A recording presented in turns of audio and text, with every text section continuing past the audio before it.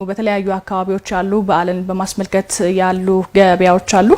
ባልደረባችን ራሄል አበበ ደግሞ ጦር ኃይሎች አደባባይ የሚገኘው የበዓል ገበያ ምን አይነት እንቅስቃሴ ያለው በተለይ በዚህ በአመሻሽ ሰዓት ምን ይመስላል ድባቡ የሚለው ልታስቃኘን ትገኛለች ማለት ነው። ራሄል እንደምን አምሽተሻል? ምን አለ እስቲ በዚህ በምሽት? አመሰግናለሁኝ። ኤምኤን 24/7 ያመሻሽ ቅኝቱን በዚህ ጦር ኃይሎች አደባባይ በሚገኘው በተለይ የረመዳንንና የአብይን ጾም ምክንያት በማድረግ የተከፈተው ባዛር መዳረሻውን አድርጓል። እንግዲህ እንደሚታወቀው በመዲናዋ የዜጎችን ኑሮ ጫና ለማቅለል ብሎም ደግሞ የተረጋጋ የግብይት ስርዓት ለመፍጠር በርካታ ተግባራት እየተከናወኑ ነው የሚገኙት። ትላልቅ አምራቾችን ከሸማቾች የሚያገናኙ የገበያ ማዕከላትን ከመገንባት ጀምሮ የቅዳሜና እሁድ ገበያዎች እንግዲህ ለዚህ ማሳያዎች ናቸው። አሁን ደግሞ ከዛ በተለየ መልኩ በተለይ የሁለቱን አብይ ጾሞች ምክንያት በማድረግ እንግዲህ በተለያዩ የመዲናው አካባቢዎች ባዛሮች ተከፍተዋል። ዛሬም እኛ እዚህ ጦር ኃይሎች አደባባይ አካባቢ በሚገኘው ባዛር ተገኝተን በተለይ አመሻሽ ድባቡ የግብይት ሁኔታው ምን ይመስላል የሚለውን ምልከታ ስናደርግ ነበረ። በዚህ ስፍራ ላይ እንግዲህ የተለያዩ ምርቶች ቀርበው ተመልክተናል። የግብርና የኢንዱስትሪ ምርቶች አልባሳትን ጨምሮ እንግዲህ የተለያዩ ለግብአትነት የሚውሉ ምርቶች እየተሸጡ መመልከት ችለናል።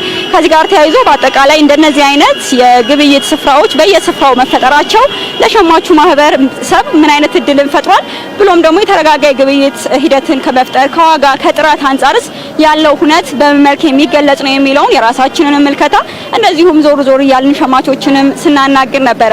በዚህ ስፍራ ላይ እንግዲህ ለማየት እንደሞከር ነው ጥራት ያላቸው ምርቶች በተመጣጣኝ ዋጋ ያገኙ ስለመሆናቸው ሸማቾች አጋርተውናል። ከዚህ ጋርም ተያይዞ በዚህ ስፍራ ላይ ሽንኩርት 35 ብር ነው የሚሸጠው። ቲማቲም ከ30 ብር ጀምሮ እንግዲህ በየደረጃው እየተሸጠ ነው የሚገኘው። ከዛም ባሻገር ዱቄትና ስኳርንም የመሳሰሉ ግብአቶች እንግዲህ ዱቄት በ115 ብር፣ ስኳር በ180 ብር በዚህ ስፍራ ላይ እየተሸጠ ነው የሚገኘው። ከዋጋውን ባሻገር ደግሞ በተለይ ለሸማቹ ምን አይነት እድልን ፈጥሯል የሚለውን ሸማቾችንም ስንጠይቅ ነበረ። በተለይ እንደነዚህ አይነት የገበያ ስፍራዎች በየቦታው በአቅራቢያ መከፈታቸው ጊዜን፣ ጉልበትን እንደዚሁም ወጪን የሚቀንሱ መሆናቸውንም አንስተውልናል። በአንድ ቦታ ላይ በተመጣጣኝ ዋጋ ጥራት ያላቸውን ምርቶች ከማግኘትም ባሻገር ደግሞ በተለይ እንደሚታወቀው በአዲስ አበባ አብዛኛው ማህበረሰብ አብዛኛውን የቀን ውሎውን በስራ ላይ የሚያሳልፍ ከመሆኑ ጋር ተያይዞ እነዚህ ግን በማንኛውም ሰዓት በማንኛውም ጊዜ እንግዲህ ከስራ በወጡበት